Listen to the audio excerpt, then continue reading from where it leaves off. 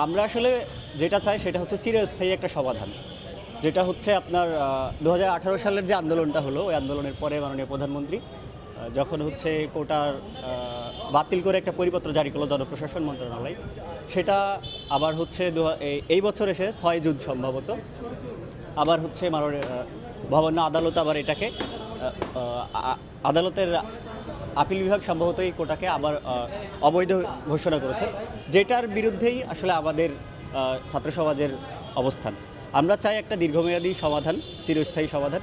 যদি আদালত আগামীকালকেই আমাদের যে দাবি দেওয়া যে 18-এর যে পরিপত্র এবং এই 18-এর পরিপত্র সহ যে 4টি দাবি আমরা পেশ করেছি, 4টি দাবি যদি মেনে নেয় তাহলে আমরা আগামীকাল থেকেই ক্লাসরুমে ফিরবো, আগামীকাল থেকে আমাদের ক্যাম্পাসে ফিরবো।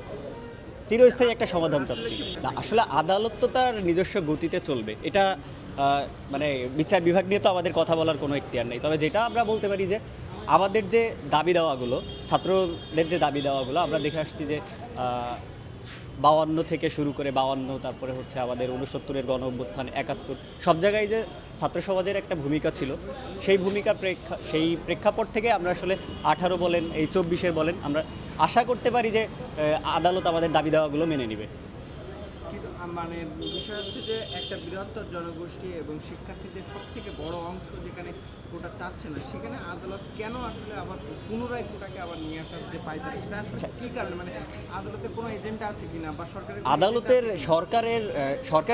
সরকার তো এখানে তো সরকার তো রিট করে পরে আদালতের সিদ্ধান্তের আপিল করেছে, কিন্তু সরকার, এখানে সরকার নিয়ে কথা বলার কোনো দরকারই প্রয়োজন। আরেকটা বিষয় হচ্ছে যে তো কোটার বহালের বিরুদ্ধে আদালতের সিদ্ধান্ত ছিল কি, যে কোটা যেটা ছিল, সরকার যে পরিপত্রটা জারি করেছিল সেটা অবৈধ, অর্থাৎ সরকারের সিদ্ধান্তের বিরুদ্ধে একজন রিট করার ফলে আদালত সেই রায়কে অবৈধ ঘোষণা করেছে। অর্থাৎ আবার কি করছে সরকার, কিন্তু তাদের রাষ্ট্রপক্ষের আইনজীবী দিয়ে ছাত্র সমাজের পক্ষে কিন্তু কাজ করছে আদালতে।